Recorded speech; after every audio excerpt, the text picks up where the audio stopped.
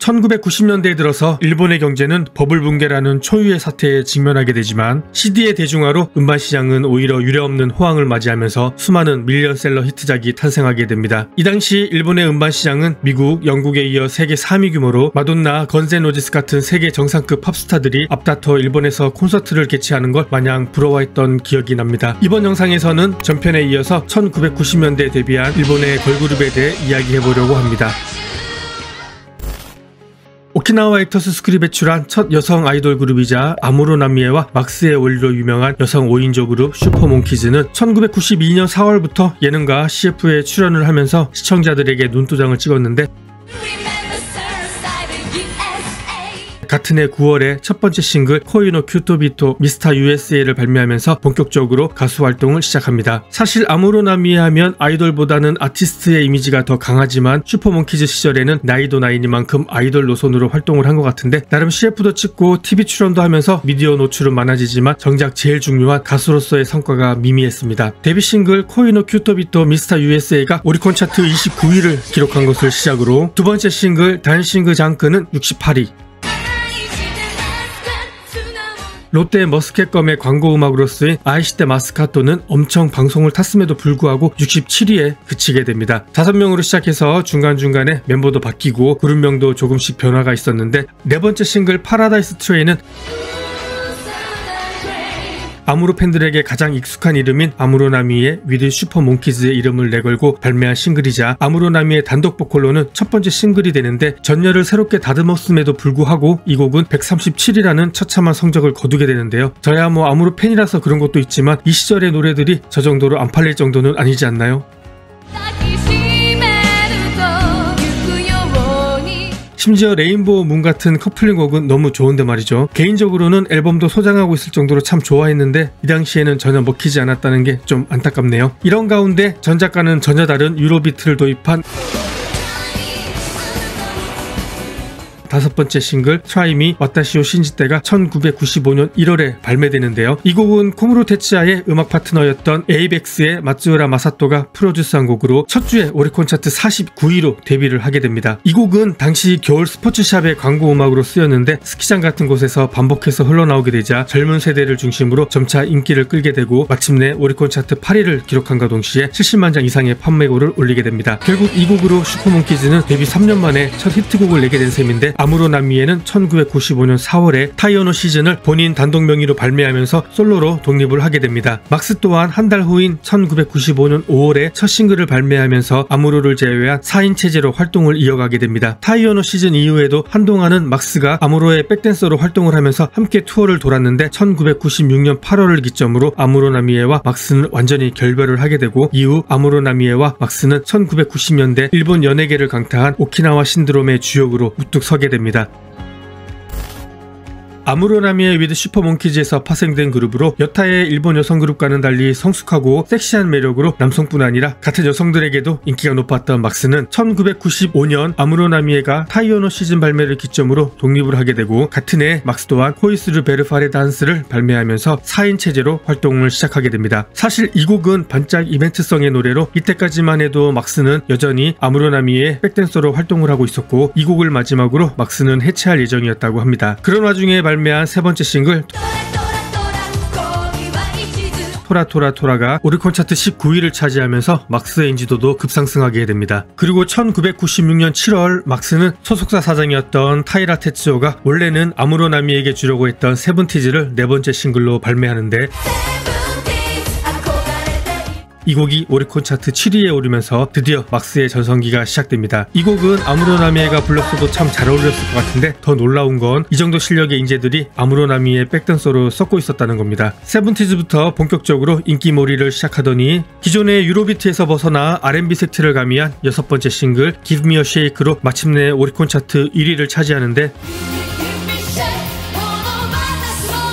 막스는 이 곡으로 제40회 일본 레코드 대상에서 최우수 작품상을 수상하고 연말에는 제49회 홍백가 합전에 첫 출연하는 등 큰 인기를 누리게 됩니다. Give Me a Shake 이후에 발매된 7번째 싱글 Love is Dreaming부터 17번째 싱글 Magic까지 전곡이 탑10에 진입을 하는 등 1990년대 중후반을 화려하게 장식한 탑클래스 걸그룹으로 평가를 받는 막스였지만 그런 막스도 2000년대에 들어서는 확연히 하향세를 걷게 됩니다. 그런 가운데 팀의 리드 보컬이었던 미나가 2001년에 깜짝 임신 발표를 하게 되는데 오랜 시절 친자매처럼 지내왔던 나머지 3명의 멤버들은 미나가 임신 발표를 하기 전까지 전혀 그 사실을 몰랐던 것과 미나의 임신 사실을 소속사 스태프들에게 처음 듣게 된 것에 배신감을 느끼면서 팀에는 균열이 생기기 시작합니다. 결국 미나는 임신과 함께 팀을 탈퇴하게 되고 24번째 싱글 이터널 화이트부터는 새로운 멤버 아키가 합류하게 되는데 미나의 탈퇴에 불만을 품은 많은 팬들의 반발 속에 막스는 활동을 이어가지만은 30번째 싱글 스플래시 골드가 싱글 차트 60위까지 추락하는 등 힘든 시간을 보내게 됩니다. 2008년에 아키가 솔로 활동을 위해 팀을 탈퇴하고 같은 해에 미나가 다시 합류하는 등 많은 우여곡절이 있었지만은 현재까지 활발히 활동하는 장수 걸그룹으로 코어 팬들의 굳건한 지지를 받고 있습니다. 개인적으로는 막스 하면 제일 먼저 떠오르는 곡이 라이드 온 타임인데요. 지금처럼 겨울이 되면 듣고 싶어지는 노래 이쇼리도 참 좋은 것 같습니다. 그리고 미나 합류 후에 발매된 커버 앨범 B-Max도 추천드리고 싶은데요. 기존의 J-POP 히트곡들을 유로비트로 어레인지한 앨범인데 운동할 때 들으면 딱입니다. 아무로나미의 위드 슈퍼몬키즈의 소속사였던 라이징 프로덕션은 새로운 걸그룹을 발굴하기 위해 오키나와 액터스 스쿨에 인재를 추천받는데요. 오키나와 액터스 스쿨 측에서 추천한 인물이 바로 당시 스쿨의 최고 에이스였던 이마이 에리코와 하루가 다르게 놀라운 성장을 보였던 히로, 압도적인 비주얼을 자랑하던 우에하라 타카코, 그리고 최연장자로 발군의 댄스 실력을 자랑하던 아라카키 히토에였습니다. 평균 나이 13.5세의 소녀들로 구성된 이들은 1995년에 그룹명도 채 결정되지 않은 상태로 음악 예능인 자 요르모 힙바레에 출연하게 되는데요. 스피드란 그룹명도 이 프로그램에서 시청자들을 대상으로 공모한 것으로 데뷔 초기에 스피드는 자 요르모 힙바레를 중심으로 활동을 하게 됩니다. 많은 음악 관계자들은 오냥코 클럽이 그랬던 것처럼 스피드를 예능을 통해 탄생한 고만고만한 여성 그룹으로 생각을 하고 큰 기대를 하지 않았다고 하는데요. 심지어 소속사 사장도 데뷔 싱글이 나왔을 때 30만 장 팔리면은 많이 팔린 거라고 말할 정도였는데 하지만 모두를 비웃기라도 하듯이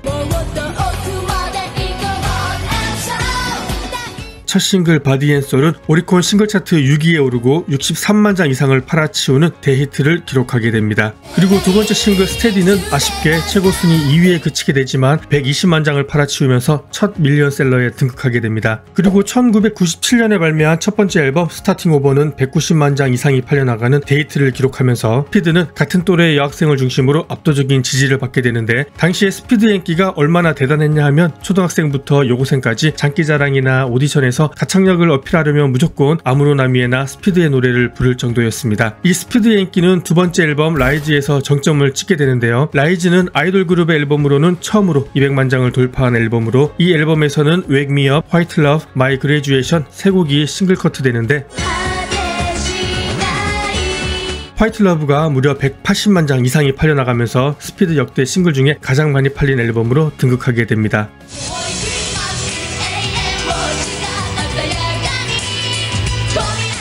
그리고 이후 발매된 6번째 싱글 My Graduation 또한 140만 장 이상이 팔려나가면서 스피드의 인기는 그야말로 고공행진을 이어가게 되는데요. 이후에 발매한 Alive는 96만 장, All My True Love는 120만 장이 팔리면서 스피드는 여전히 식을 줄 모르는 인기를 이어가게 됩니다.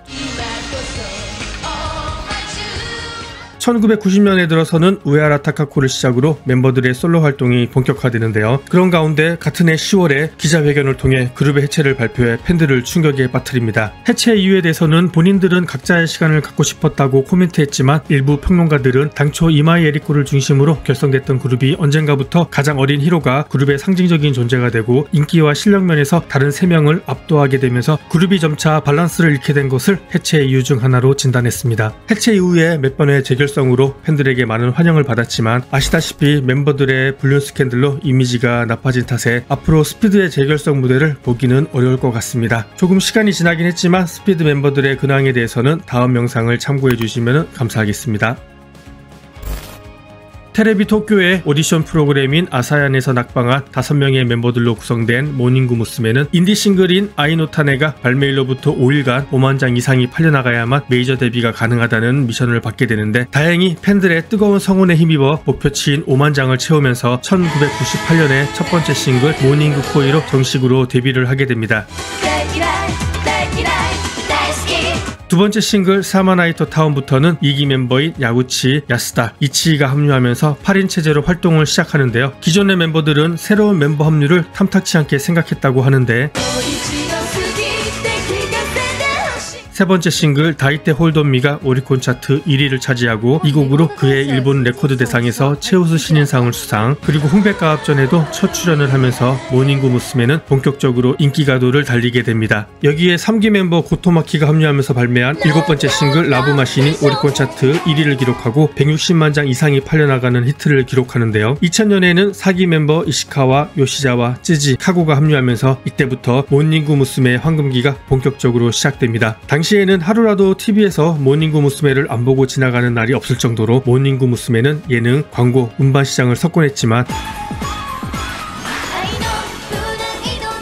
2002년에 팀의 절대적인 에이스였던 고토마키가 솔로 활동에 전념하기 위해 17살이라는 어린 나이에 팀을 탈퇴하면서 팬들에게 많은 아쉬움을 남겼습니다. 고토마키를 시작으로 아베 나츠미, 쯔지, 카고 등 황금기 멤버들이 차례로 탈퇴를 하면서 모닝구 무스메의 인기도 예전같지 않게 되고, 여기에 AKB48이 2005년에 데뷔를 하면서 걸그룹의 판도가 완전히 바뀌게 됩니다. 시대가 바뀌면서 치고 올라오는 후배들과의 경쟁에서 한 발짝 뒤로 물러나게 됐음에도 불구하고 모닝구 무스메는 플라티나기와 컬러풀기를 거쳐 현재까지도 끊임없이 진화 발전하고 있습니다. 관심 있으신 분들은 모닝구 무스메의 역사를 바꾼 에이스 3인의 영상도 참고해주시면 감사하겠습니다.